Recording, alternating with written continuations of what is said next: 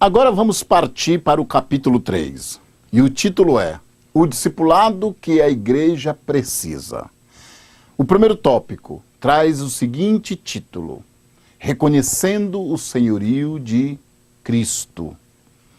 O reconhecimento do senhorio de Jesus é algo básico na vida cristã, pois é o poder que nos liberta verdadeiramente, inclusive do nosso próprio eu. Este reconhecimento está atrelado ao reino de Deus. O reino de Deus é o tema central da pregação de Jesus nos evangelhos. Só nos evangelhos de Mateus, Marcos e Lucas a expressão ocorre 111 vezes. Em todo o Novo Testamento é um total de 144 vezes. Todavia, o conceito de reino de Deus vem desde o Antigo Testamento. A expressão no hebraico indica uma intervenção decisiva de Deus na história para restaurar Israel das mãos dos inimigos e estabelecer o reino do Messias. No tempo de Jesus, havia grande expectativa do povo, crendo que o reino estava para ser estabelecido. João Batista anunciou a chegada do reino. Jesus também anunciou a chegada do reino. Observe que aqui, Marcos 1,15, o reino está associado com o evangelho. Então, é o evangelho de Jesus que estabelece o reino. Agora, dentro desse contexto todo, nós vivemos uma crise de identidade. Partindo da perspectiva do reino de Deus, é importante proceder a uma análise acurada, no sentido de estabelecer os parâmetros abalizadores da submissão ao senhorio de Cristo na igreja primitiva e na igreja hoje, que chamamos a igreja contextualizada do Novo Testamento. Nesse contexto do senhorio de Cristo e do reino de Deus, levantamos uma questão: nossa crise de identidade. Partindo da perspectiva do reino de Deus, é importante proceder a uma análise acurada, no sentido de estabelecer os parâmetros abalizadores da submissão ao senhorio de Cristo na igreja primitiva e na igreja ora contextualizada.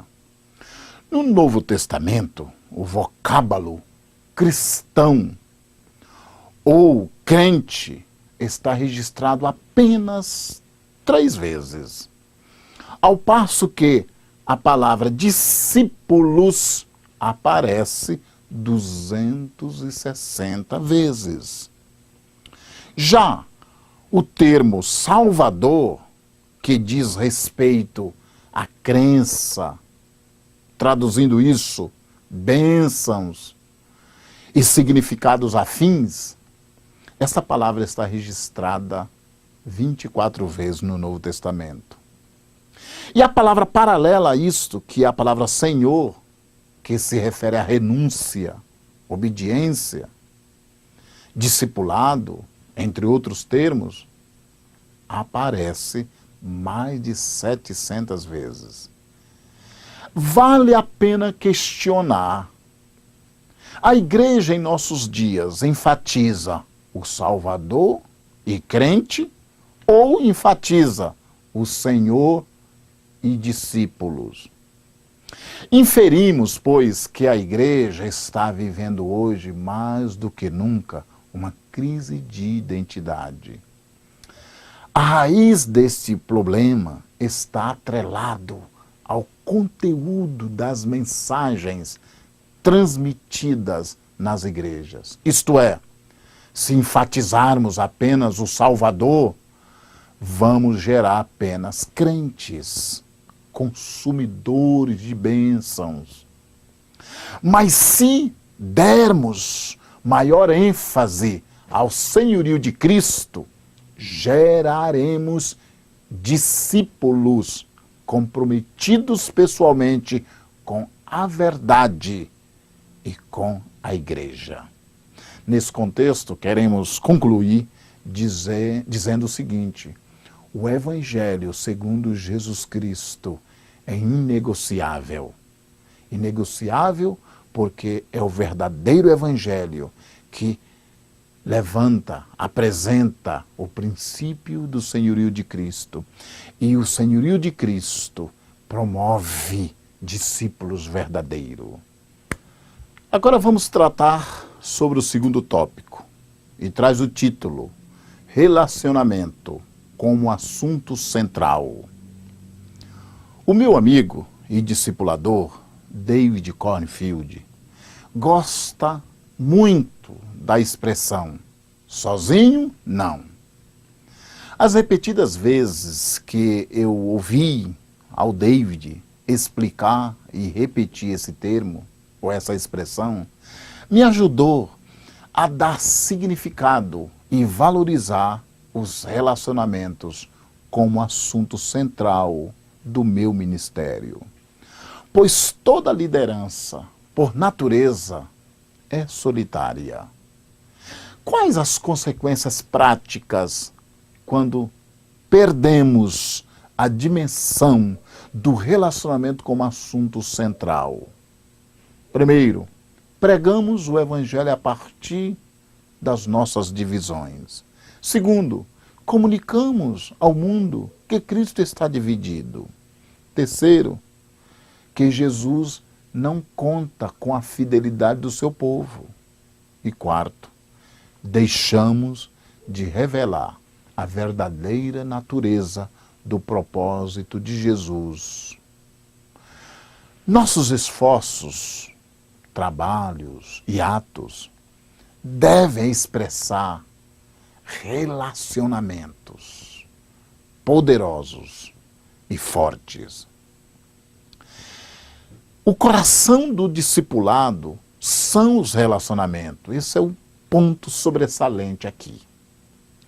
Quando perdemos de vista que o coração do discipulado é um relacionamento comprometido e pessoal, o discipulado vai deteriorando até chegar a ser um simples estudo bíblico.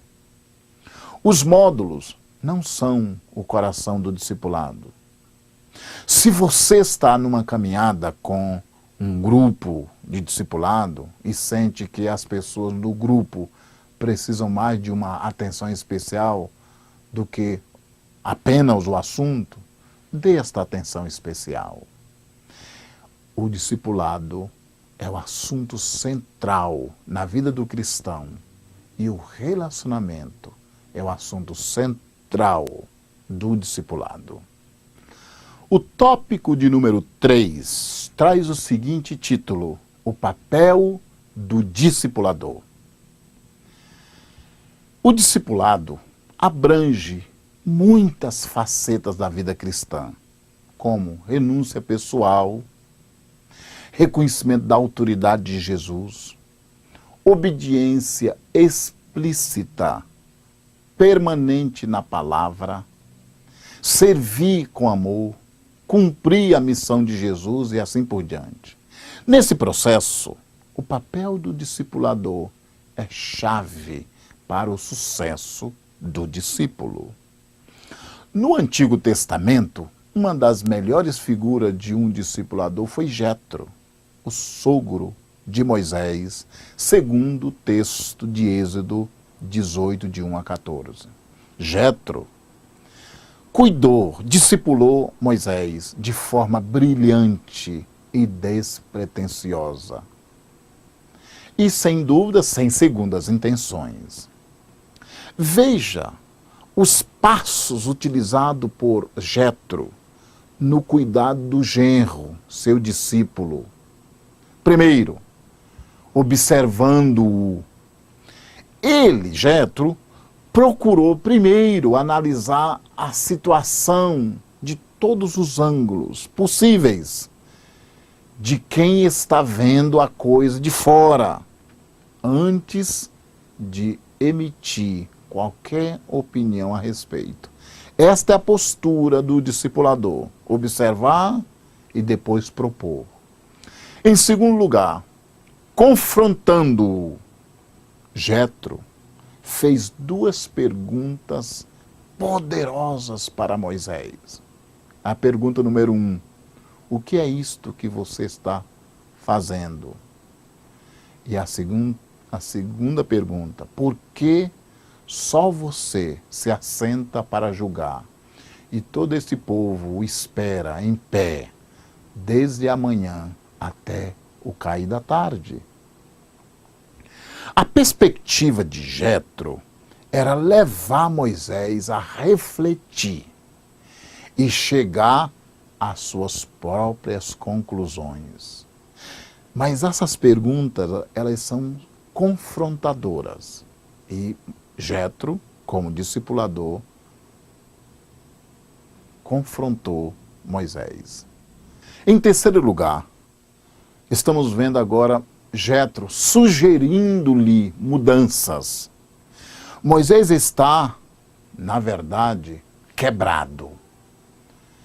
E Jetro aproveita para lhe passar algumas sugestões práticas, passos a serem seguidos. Veja, ele não mandou ou determinou, são apenas sugestões. Jetro percebe que Moisés tinha um grande problema. Ele não sabia dizer não.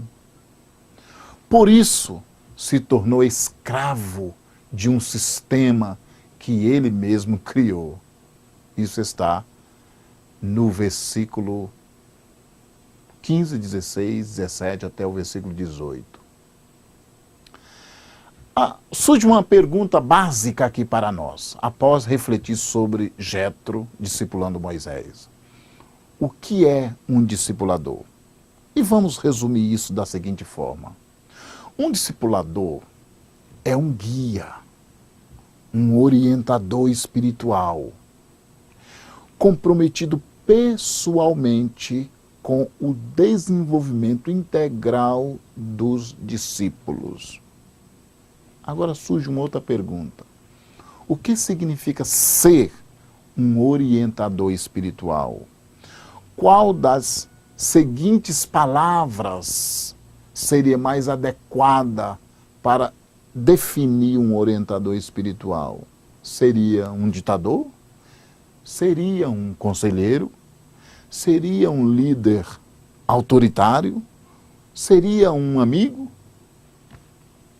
Sem dúvida, seria uma combinação entre conselheiro e amigo. Ou seja, o orientador espiritual precisa ser um conselheiro e não simplesmente amigo.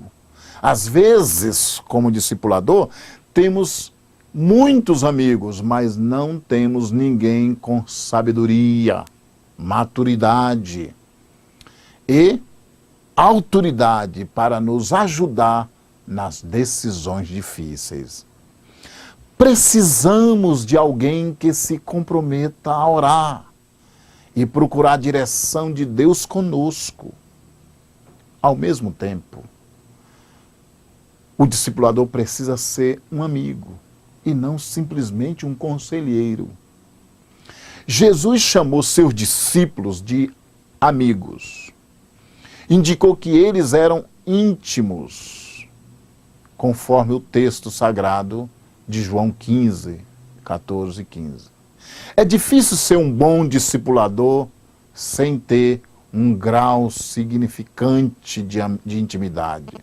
Se tal pessoa for um homem ou mulher de Deus, terá a sabedoria do alto. O conselheiro, que não é amigo, pode dar conselhos, mas não está comprometido a compartilhar com essa pessoa as consequências de suas decisões, pois não está intimamente ligado a ela. Um discipulador é um guia, um orientador espiritual que tem uma relação íntima e comprometida com alguns seguidores de Cristo para ajudá-los a crescer de forma pessoal, pelo menos em 3 coisas. Primeiro, em sua identidade cristã, isso fala da questão individual. e também como parte da família de Deus. Segundo, crescer em seu caráter cristão. E terceiro, crescer em sua habilidade ministerial. Podemos até afirmar que esses três campos que acabamos de citar são o currículo do discipulado de Jesus. Agora vamos para o último tópico, o tópico de número 4, a formação de um discípulo. Nesse ponto eu quero destacar apenas um aspecto, ou seja, o discípulo precisa de um exemplo a ser seguido. Como diz a Bíblia, mas você tem seguido de perto o meu ensino, a minha conduta, o meu propósito, a minha fé, a minha paciência, o meu amor, a minha perseverança. 2 Timóteo, capítulo 3, versículo 10. Observe que a expressão do texto acima que acabamos de ver, você tem seguido de perto.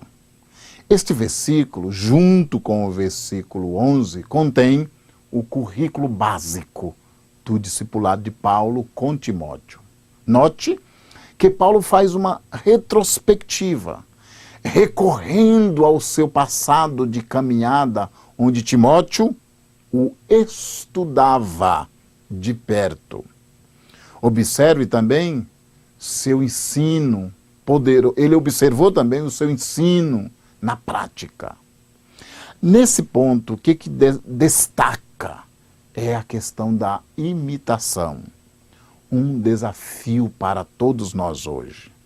O termo imitação pressupõe ter alguém para seguir. Isso significa que o discipulador precisa assegurar ao seu discípulo amor e afeição.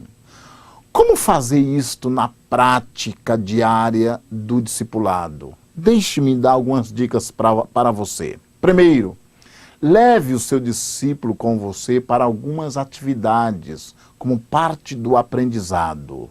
Por exemplo, viagens, prática de esportes, atividades normais da vida. Segundo, envolva-o na vivência e companheirismo da igreja local, onde você pode observá-lo e também ser observado. E terceiro, convide-o periodicamente para um almoço ou um café da manhã em sua própria casa, para que ele se sinta parte da sua família. Essas práticas são formas objetivas de assegurar aos discípulos uma esfera de aceitação e aprendizado eficaz. Discípulos precisam de referencial. É assim que se forma discípulo.